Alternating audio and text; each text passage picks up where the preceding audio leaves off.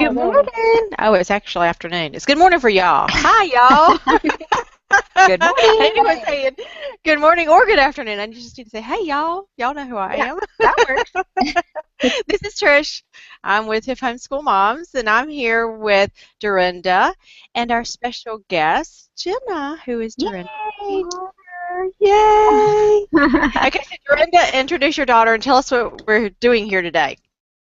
Oh, okay. Well, this is our daughter Jenna. She is our second born out of 8 kids, and she is 21 and married and has her first baby due here in just a few weeks. And she was homeschooled all the way through, and so we thought it would be kind of fun for some of the moms to ask questions. You know, sometimes if you can get your hands on a kid who's been homeschooled all the way through, you kind of want to ask some questions. We thought this would be a great opportunity for that, for her to give her perspective from an adult perspective on her homeschooling experience and answer some questions. So that's what we're doing today. Well, we're excited to have you, Jenna. Thanks for being our guinea pig. Anytime. So I'm going to start. My question wasn't on the list. I don't know why nobody asked this, but I'm going to ask it. So from what I understand, homeschoolers were supposed to be terribly weird and unsocialized. How in the world did you ever meet a man? Much less a man you wanted to marry. I hear the UPS guy was a little creepy, so. Well, some rules are meant to be broken. Actually, I met my husband at church, so I guess that's a allowed socialization, right? I think. There you go. One of those venues that's allowed. No, I really should have met him years before because he only lived like 2 blocks away from where I went to a parent partnership program. I don't know why we never like crossed paths or anything, but yeah, I met him when I was 18. There you Right. go. And we were having a hilarious conversation about this the other day because apparently there were some kids who would come onto this playground. Our kids would go once a week to extra classes at this parent partnership program in a local town, and apparently Sam was one of the kids that would come over and just like play on the playground and just, I don't know what he was doing there. Jenna, do you remember what he said? But he was fucking her. We know what he was doing there. He was checking out Jenna. What are you talking kind about? of hanging out, right? And No. He was goth emo kid. Yeah. His siblings referred to him as a serial dater. Oh. As a teenager. So he was worlds away from where I was at. I would very carefully avoid this group of kids because they just didn't look like trouble to me. So Which is hilarious because he was homeschooled. So yeah, he was homeschooled. He was actually very, very cloistered. That's interesting story. So yeah, so they met a couple years later, and yeah, he's a great guy. He's awesome. So well, congratulations, y'all. Congratulations on your first child. And you're due when? December 4th. Oh, wow. So, yeah, we snuck you in at the nick of time, didn't we? Yeah. Yes. Well, we're excited. I'm loving it. So, okay, so we have a ton of questions. I don't know how we'll ever get through all of them. Dorinda, I know you and Jenna talked about which ones were her favorite. So, do you want to pick them and sort of lead the conversation? Well, we kind of actually we whittled them down. This is minimizing the questions, sort of actually condensing them because a lot of people ask the same questions. A lot of them had to do with socializing and that kind of stuff, and a lot of them asked if she planned to homeschool. So maybe we should just start with the one that says, "Are you planning to homeschool and why? What would you do differently and what would you do the same?" Okay. Definitely planning to homeschool. And not just anymore because it's a preference, but it's becoming a necessity as I'm watching the public school system just sort of implode on itself. And it's just, education is just not what it used to be. And I think nowadays you can definitely provide a more quality education at home. That being said, I think what I would do the same is like my mom did and just slowly introduce them to homeschooling as they show interest, because there's really no reason to rush them into it and get all crazy with curriculum and all that stuff right away. So kind of a slower introduction, and then and curriculum that fits their learning style. I don't think growing up that all my curriculum necessarily fit my learning style, because I was very easily distracted and just completely aimless when it came to schoolwork. So I think I would have done better with more hands-on stuff rather than the usual sequential things. So just learning to fit my kids' learning style and just introduce it slowly. Right. And do you think, I think if I remember right, we kind of kept the schoolwork, the book work, to a minimum, and one of the reasons was just that it was hard for you to stay focused on it, and so we just kind of kept it to the minimum, did a lot of other things around the house more, and you became, you kind of learned really well on your own, and that was the thing that really surprised me was, I talk with Jenna as an adult, and I am shocked at the amount of information she's absorbed just from reading things that were interesting to her over the years, and just kind of mainly reading. It seems like that was a lot, and I don't know, were there other things that influenced your ability to absorb so much information? Because she can rattle off history, different things in history and details about it, and I'm just like, wow. So what would you say were some of the other things that helped you do that?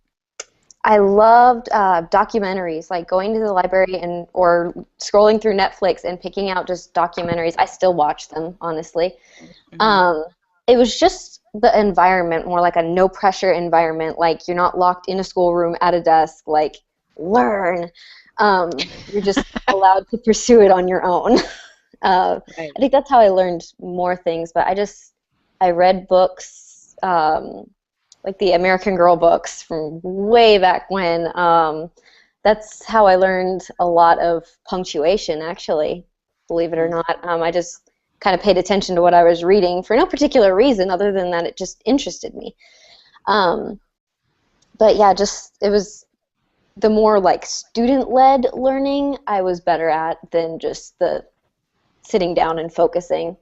Right. And I think for me as a mom, she was one of my first kids, and so I couldn't quite let go of some sort of curriculum that to just say, okay, we did some language today, we did some math today. Okay, so let's go do other things now. It's kind of how I ended up doing it.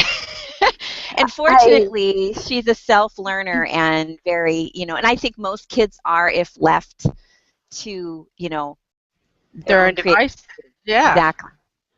So. Well, that's fascinating. So, so the things that you loved reading and you loved documentaries. So, would you say that those things were, I guess, were they the things that stuck? I mean, because so many of us are curriculum driven, and it's like and if Heidi was on the call, Heidi would be going, "Where's your checklist?" We're both very checklist driven, and so how in the world? I mean, that this is the unschooled approach that your mom talks about a lot, and so now we get to see it how it came out and how it actually works. So it is fascinating. It's fascinating. I think the reason things stuck was just visually, like it fit my learning style. She had she had a little one all the time. We always had like a newborn or a baby in the house.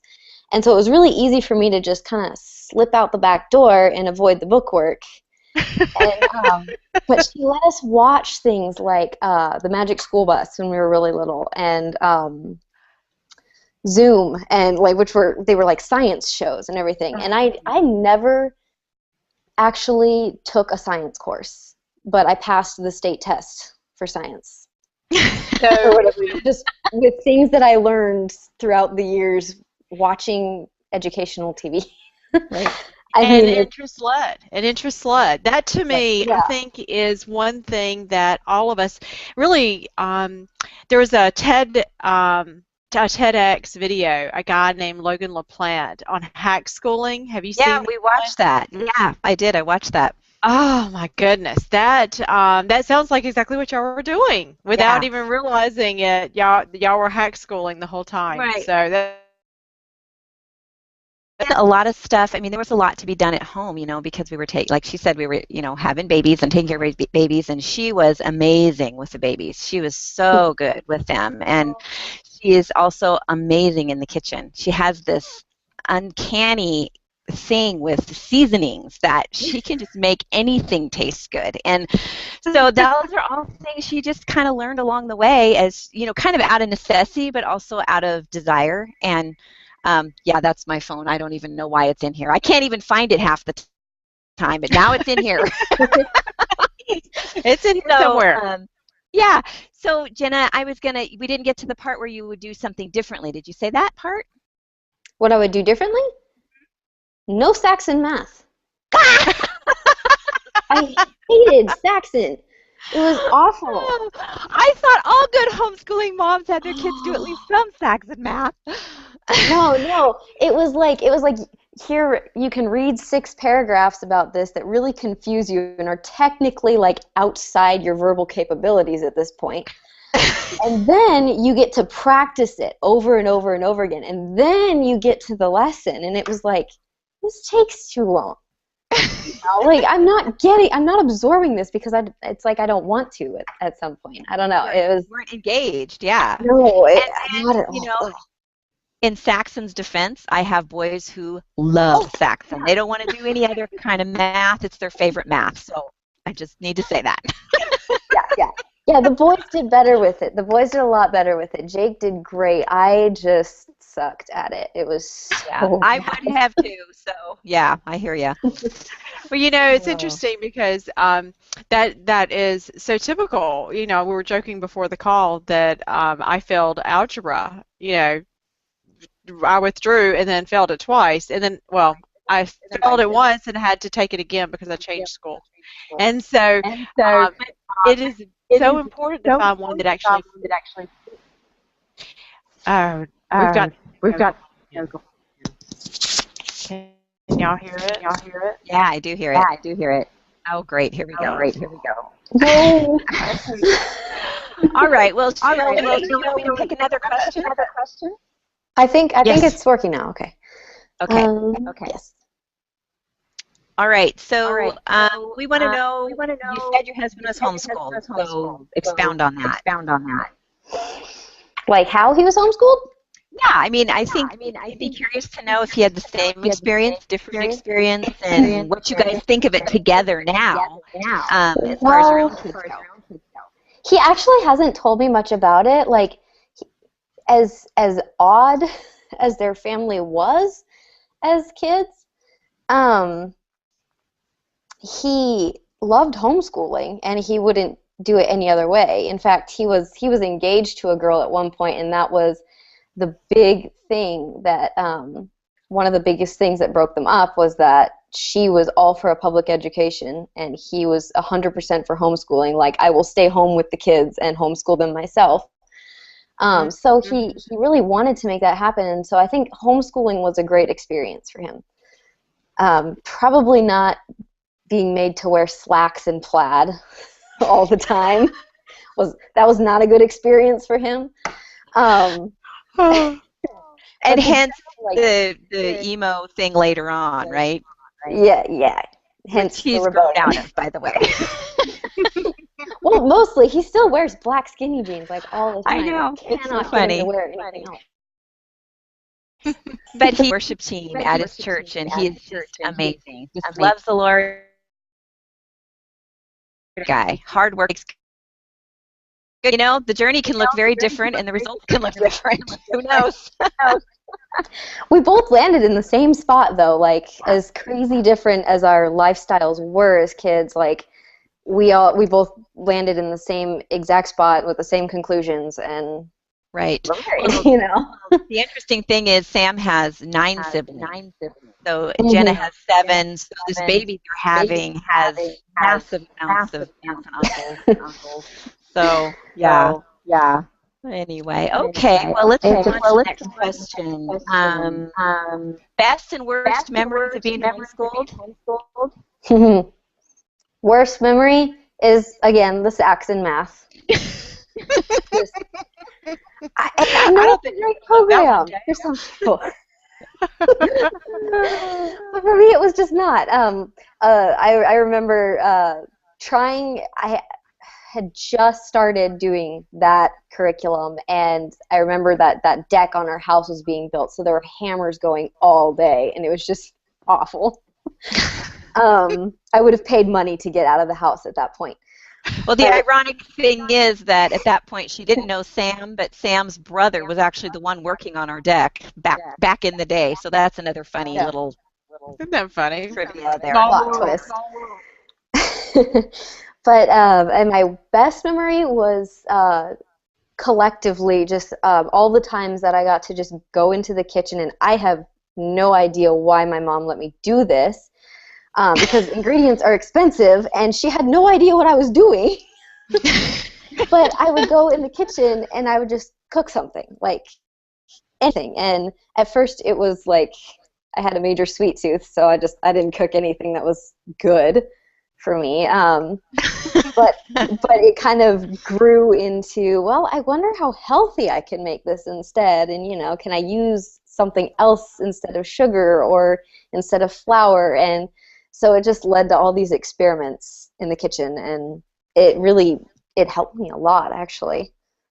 Isn't that fun? Yeah, I love that. Well, the other interesting thing is that her husband manages a fitness center called Physique, and they have 4 locations, and nutrition is a big part of their program. So Jen has been able to even be a little bit a part of that sometimes, and most, I think, impacting her husband with just kind of the things that she's learned so much of over the years. Well, the Sam Fairbanks that I met would have never chosen a career in fitness, ever.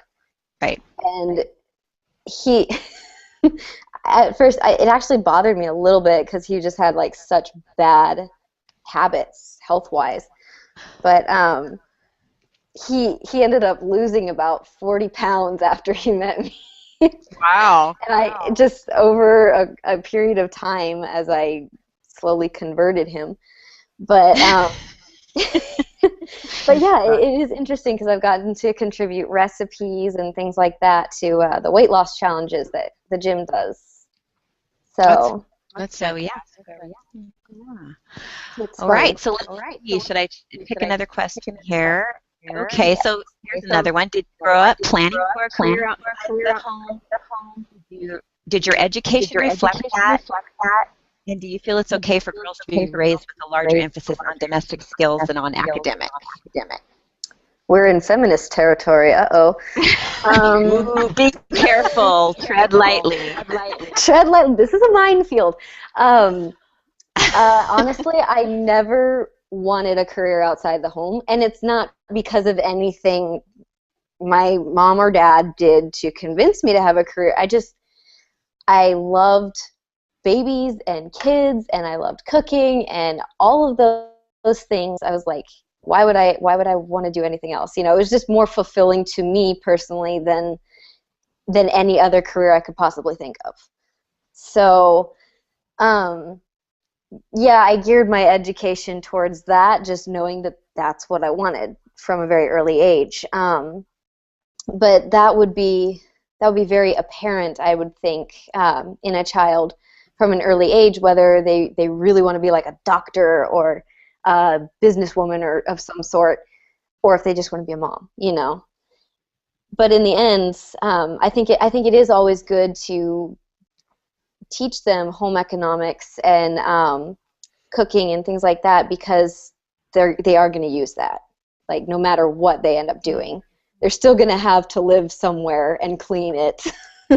They're still going to have to do dishes and cook, and no matter where they end up. So yeah, and most women end up being mothers at some point in time, and they need those skills. And Jenna was telling me earlier, she said you're kind of handicapping them by not making sure they have those skills, because if they have the career first and then they have the kids, they're just going to feel really inept, in that area. They don't have those skills. Mm. I agree. I agree. And even with me, it changed. After I had children, I decided I wanted to be home. Yeah, it does change. Yeah. This darn echo is going to drive me crazy. So I know. I hope everybody else can hear that. I know. Okay, so we're gonna. There's a great question down here that I want to know. It's about prom. Did you feel like you missed out on that? I did a little bit at first, but then my husband, who had been dragged to prom against his will, told me what it was like, and I was like, oh, that's basically like introducing high schoolers to sort of like a clubbing scene, right? They get to dress up in fancy dresses, but that's about all that I would be into. It would pretty much stop there for me. Yeah. and it just seemed like really the rest of his description of it just seemed really undignified. So I was like, oh, okay, we're good. And I think some are more controlled and more sophisticated and more almost like a really formal dance, like a cotillion or something. Exactly. Right. And others aren't. And I think it's just the people that are hosting. Mm-hmm. Yeah. So, yeah. Well, Deer Park, Washington's prom probably is not the most dignified affair. And now it's been said live on the air. That's okay. She has an opinion, y'all. Believe it or not, and she's entitled to it, right? She's definitely. Well, I think they would agree with me. Probably. Okay, so Jenna, tell are there any other areas socially that you felt like you missed out on, or did or didn't? Why or why not? I don't really feel like I missed out socially on the important things, like football games and things like that. I think that was one of the questions. I was never interested in football. So if you're interested in football, maybe you will feel like you missed out. But I'm just like, no, it's dark, it's cold, there's people everywhere that I don't know, and it wasn't my scene. So I went to a couple of games with my cousins, and I was able to kind of form an opinion based on that. I was like, oh, nope, not really missing anything. And I would rather be home reading a book or watching a movie or something else. Not fun. So there you go. It's all about the personality of the child again. Mm-hmm. Yeah, you have to sort of follow the lead. That's what your mom did. She was you. Mm-hmm. Well, the other thing is the kids did do classes once a week at a parent partnership program, and they got kind of a taste of what school is like, teaching classes and dealing with some peers, and only it was the age span was broader. Yeah. Got into high school, it was kind of cool because pretty much all of our kids have been involved in the drama program, and so that has been really great experience for them. I hope everybody can hear this. I know. The echo's kind of bad. Echo is going to drive us crazy. So Jenna's the only one who's not echoing. I know, so we're going to let Jenna pick the question. Jenna, pick a question and answer it. Can you read them? Oh, goodness. It's hard to choose. Okay, I'll just pick one. I'll pick it, and it'll move to the top, and then you read it. How's that? Okay. There. Sounds good. You see it? Nope. It says currently answering. There it is. Yeah. I want to shelter my kids from how mean society can be, but I'm concerned they won't be able to handle it when they do have to deal with it. Don't worry so much about like sheltering them too much as building their confidence and their moral backbone. because that's how mean society can be. That's just my opinion. But because there's really nothing that can prepare them for the first time someone tells them they're ugly, or, you know, says just something derogatory for no reason, or is rude to them. Like, the first couple of times it happened to me, I was genuinely shocked. I think I was working for my dad, and I answered the phone, and this lady she chewed me out over something that I had nothing to do with, and I was in tears by the end of it. And I was like, okay, so some people can be like this.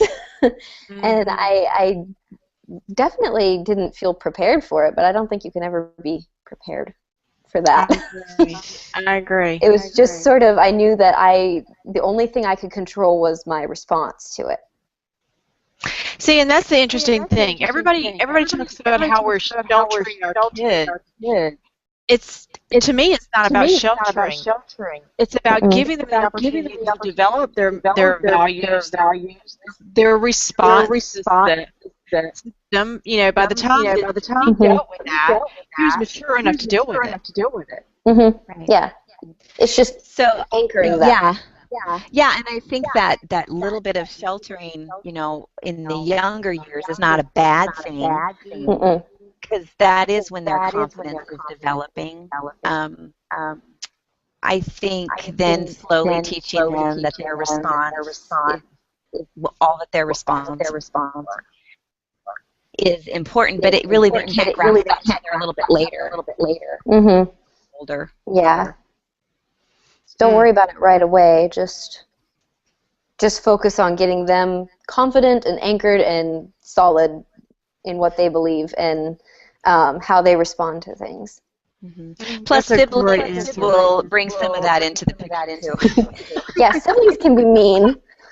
Let's talk about sibling society here. It is. That's the gospel truth. Siblings can create that subset of society for you. They are your training ground. That's right. For sure. They're kind of your little boot camp.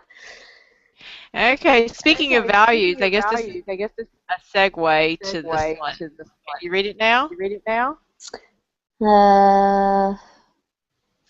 In what ways don't see it. It's not up there yet? Nope. Okay. It says, in what ways do you feel that homeschooling impacted your life positively? And what values did it teach? Gosh, work ethic, I think, above all things. Because when I got to high school, I had to decide what I was going to do, whether I wanted a homeschool diploma or whether I wanted an actual high school diploma. And I had the option of earning a high school diploma by adhering to the school's credit requirements. And so I chose to do that because I didn't know really what lay ahead of me in the future. I didn't know at that point, like, if I was going to get married anytime soon, or if I was going to have to, you know, start a career and pursue other things. So I chose to do a diploma, but nobody was going to make that happen for me except me. I didn't have teachers breathing down my neck to get my homework done. I had to do it. I had to be organized, and so it really taught me work ethic and just buckling down and focusing, and if I want something to happen, then I have to make it happen. That whole ownership thing. Yeah, just owning it. And what age do you think that happened, that you really felt like you were owning it? I think I was 14 when I realized that, you know, like, okay, you know, high school, I'm in high school now, and I have to either get a diploma or I have to get a homeschool diploma. And getting a homeschool diploma would have been the easy thing to do, but the high school diploma, that was just a challenge, and I really had to work my butt off for it. So was that a hard transition going from schooling to that?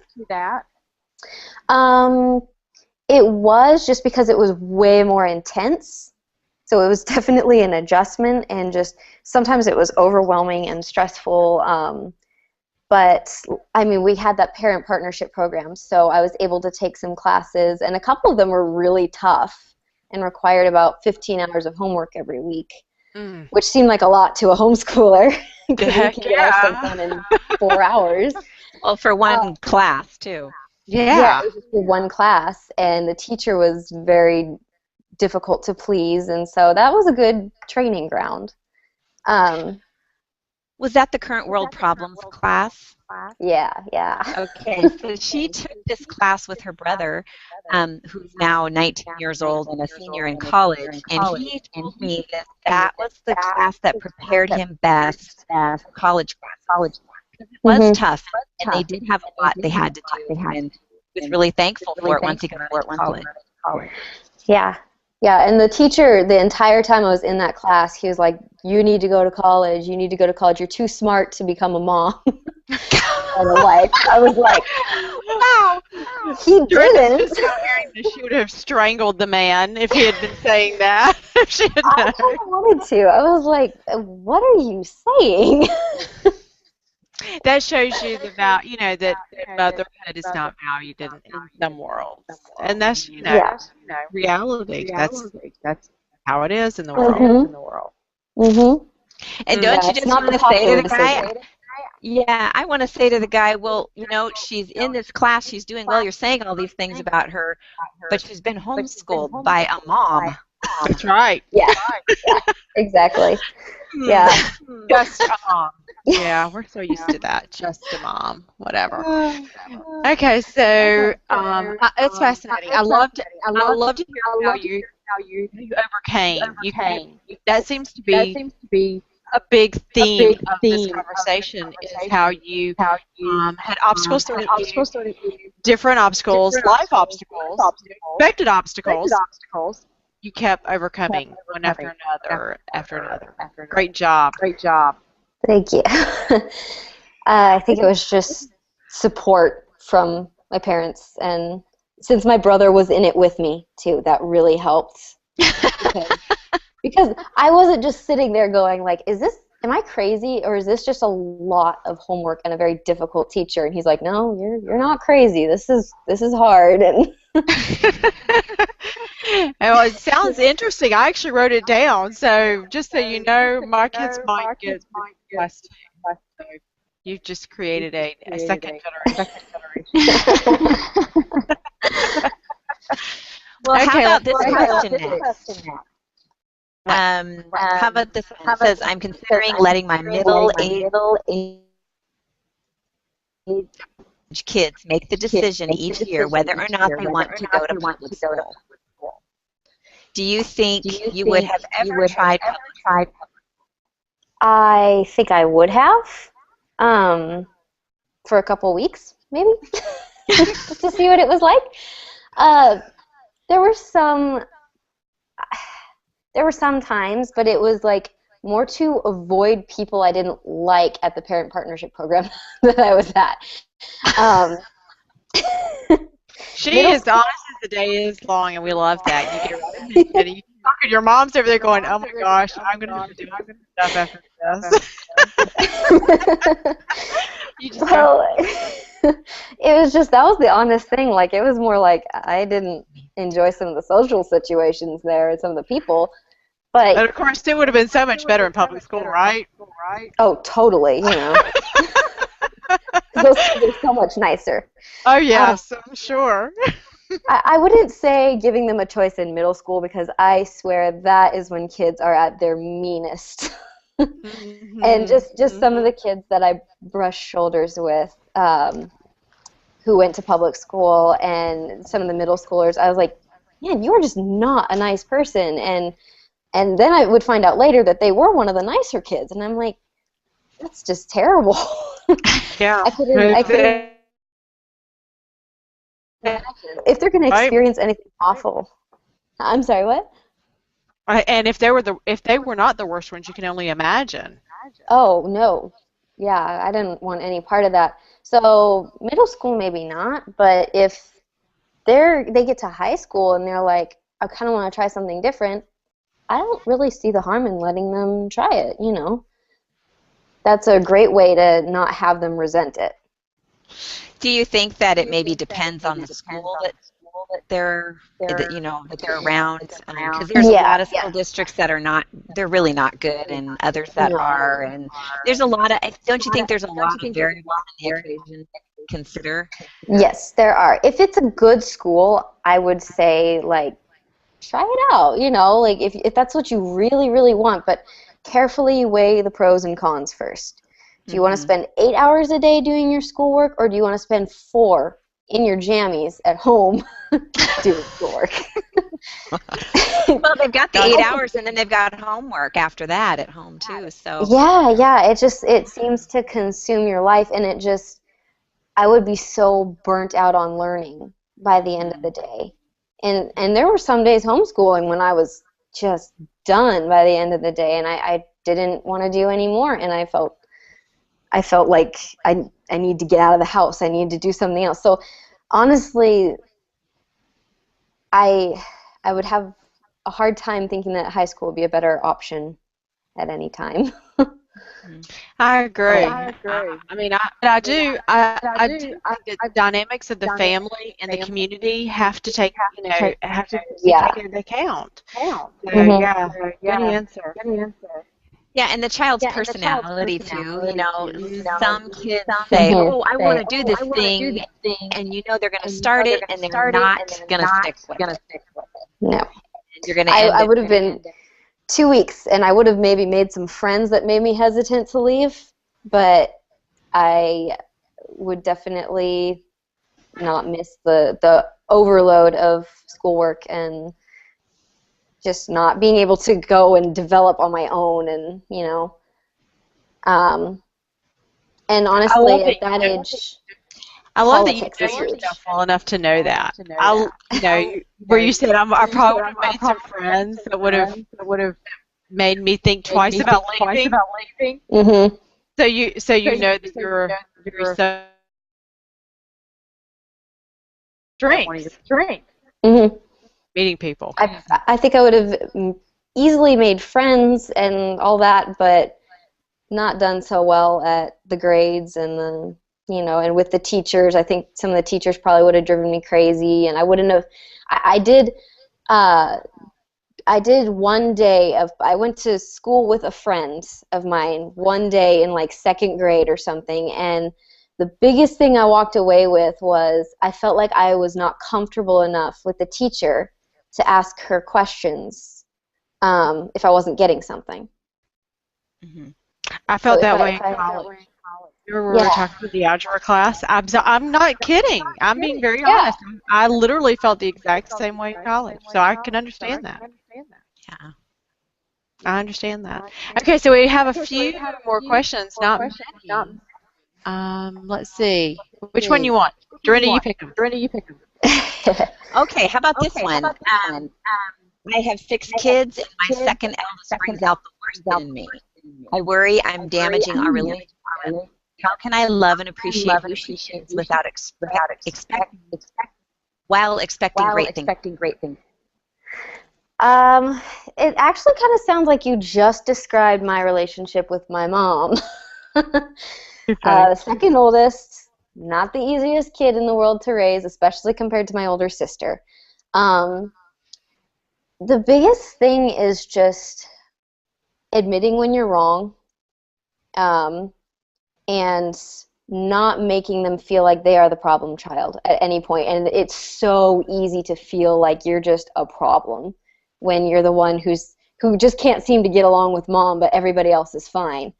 And maybe explore the option that she's a lot like you, because a lot of the things that drove my mom nuts about me were things that she saw in herself that she didn't like and she didn't want me to have to deal with. And some of it was things that my dad did that drove her nuts, and I had those little quirks. So consider where they're coming from. Sometimes it's just way too familiar to you, and you just want to nip it in the bud. But the kid is probably not aware that they're driving you nuts because of that. They don't know where it's coming from. They're just like, Mom's mad at me like all the time. I don't get it. But Yeah, so just as long as just not making her feel like a problem and just encouraging her strengths. Noticing and encouraging and just building her up in that area, because you will be her hero by the end of it and you will have so much better of a relationship. Oh. I compare where my mom and I are at now compared to where I was like a couple years before I moved out, and I'm like, whoa, how did that even happen? You know, because we have this relationship that is like 100% better now than we did back then, and it was just maturing and growing up, and Yeah, and that the roller includes the coaster. moms. We're still growing up too. And, we're raising these kids and we're not perfect. We make mistakes. And I really thought, I'm going to ruin this kid because I feel like I'm doing everything wrong. So she felt like she was doing Totally everything ruined me. wrong. And I felt like I was doing everything wrong. And so when it was all said and done, I thought, okay, I don't know where this is going to land. And Yeah. it landed where I have friends. And we love spending time together and we get along great. And, so you can't judge everything,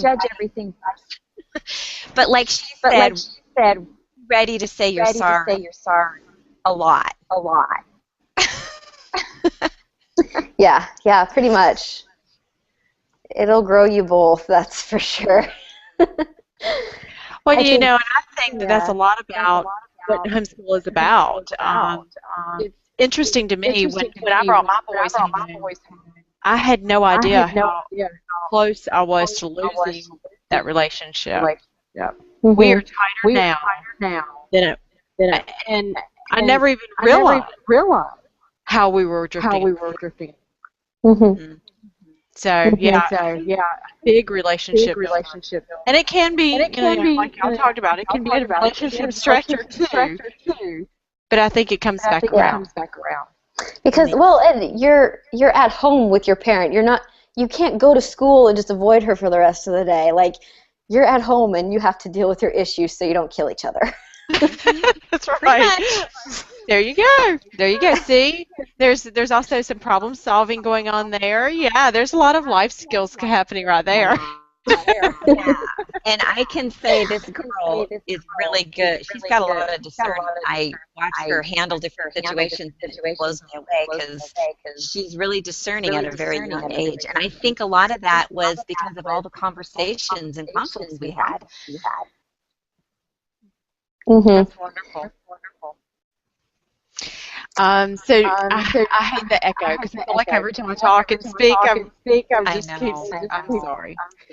We may have to do this again, Jenna. So just don't have that baby in the next 2 or 3 days, okay? Okay. Okay. So there's two more, Dorinda. Which one? How would you suggest combating lazy days when the kids don't do a thing? Sometimes you need to throw in the towel and just get out of the house. Go on a nature hike. Like I said, watching documentaries together. Pick a science project off of Pinterest or something.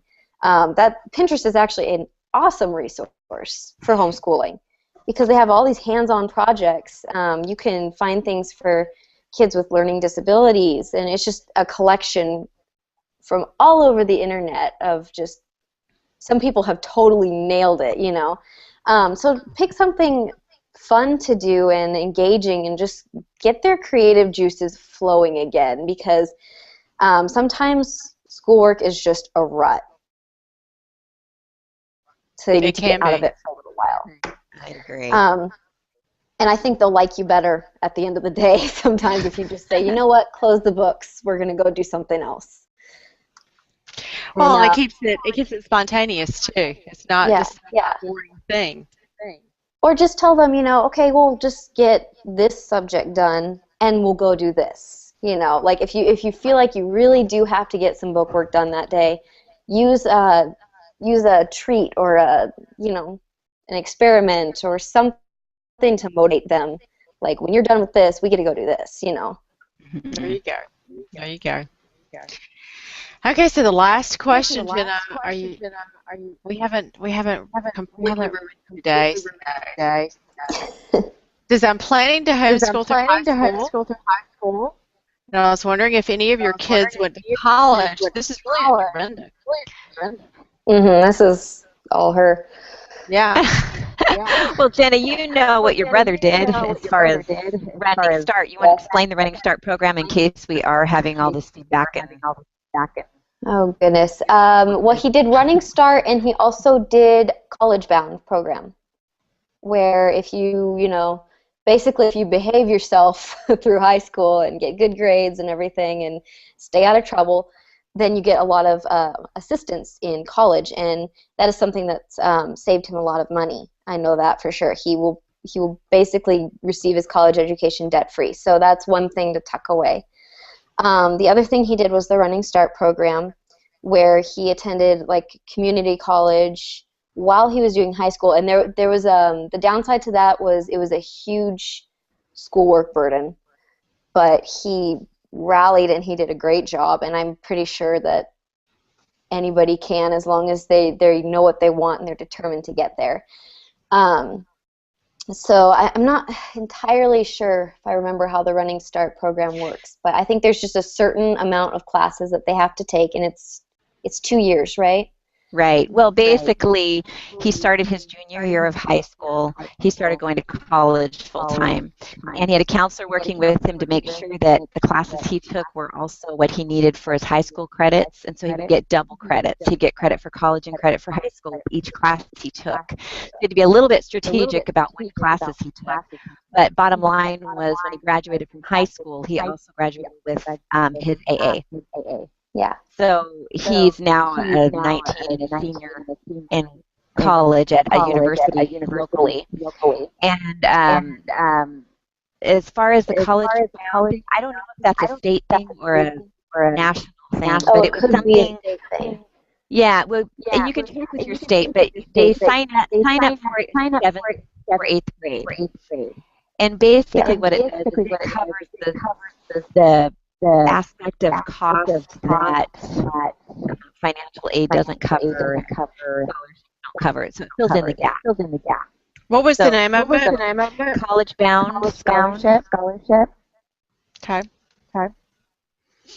And as far as preparing them for college with curriculum and all that kind of stuff, we really kind of just did a little already. We've got another son who's going to start Running Start in a couple of years, and so he's outsourcing his math class and his biology and language at home. So really choosing the curriculum that works best for their personality, like Jenna talked about earlier, is probably the wisest choice because they're going to absorb the most. So yeah, I can't really give a lot of advice on that. We did SACs and math. No, you didn't. I have not heard one word about sex, and I don't know anything about that. Oh gosh, yeah. I don't want to name names, but Saxon. Right? You're never going to live that down. Everybody's going to remind you of that. That's right. Oh gosh, you're the girl who hates Saxon, right? Yeah, pretty much. I have a question for Jenna because I know we get a lot of moms who are just starting out homeschooling with little ones, little kindergartners. Tell us how you plan wrote the school age, like 5-ish when they're supposed to be going to kindergarten, or 6 when they're in first grade or whatever. But how are you going to approach that? Just I think observing your child is very important, and not in a creeper way, but I mean just observing, like, are they interested? Are they wanting to learn to read? Because I remember when I was a kid, and I don't even know why I remember this, but I remember reading. I wanted to read so badly because everything looked like a secret code. It was like it was a secret, and I wasn't in on it, and I needed to be. And it's just a weird little thing, but I think that's kind of when their interest starts to show up in school. And if they're interested in it and they want to try it, just slowly introduce them to that stuff. Find out whether they're more of a hands-on learner or whether they're visual or is it auditory? would be the other. Mm-hmm. And but there's lots of different learning styles. So learn what theirs is, and just kind of watch for that to show up, you know. And just the student-led learning, I think, is a great way to start them out. And if they're not interested at all and just frustrated when you try to kind of encourage them, they're not ready yet. It's like potty training. We don't potty train until they're ready. Why would we try to teach them before they're ready? I love that. That is so true. That is following the child. That is following the child and watching for those cues and those signals. Well, those cues signify developmentally being ready to handle what it is you're going to be teaching them. And so you watch for the cues and you follow the cues. There's times I was life off, they were ready, and they were, and the tears ensued, and we just folded the book up and put it away because it just wasn't worth it. I want them to love me. And if they relate it to negative experience too often, they're not going to love it. They're going to go the other direction. And this is the problem we're running into in public schools, is they load the kids down with so much work. By the time they're 12, they're done. They're just out. They have no desire to keep going. But I found in homeschooling, the opposite happens because we started out slow, we did this incrementally. By the time they get to between 12 and 14, like Jenna was saying about ownership at like 14 years old, they become excited about all they can learn. The world is like their oyster, you know, and it's completely the opposite of the kids we see often in public school. And I think that is a lot of the reason for it. We're loading them down too soon. It's like you gotta kind of slowly feed the flame rather than just piling the wood on the minute it shows up. Right. That's what happens when you do that. You just smush them and it's nothing but smoke. Stifle. And you know, it's interesting y'all said that the way you said it, because that's something that we do with that M word, Montessori.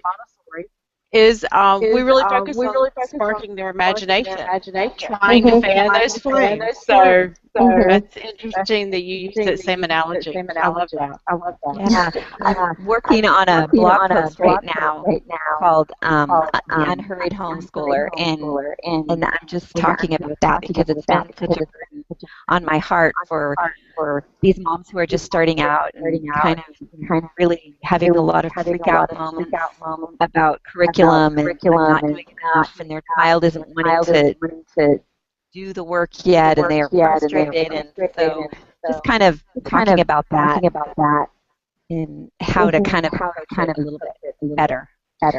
I mean, when I think of the word curriculum in relation to a 5-year-old child, I'm like, it just doesn't fit. They shouldn't have a curriculum at that age. They should be learning from life at that age, and just from whatever you decide. They should be putting blocks together to make words. You know, that they shouldn't have a curriculum yet.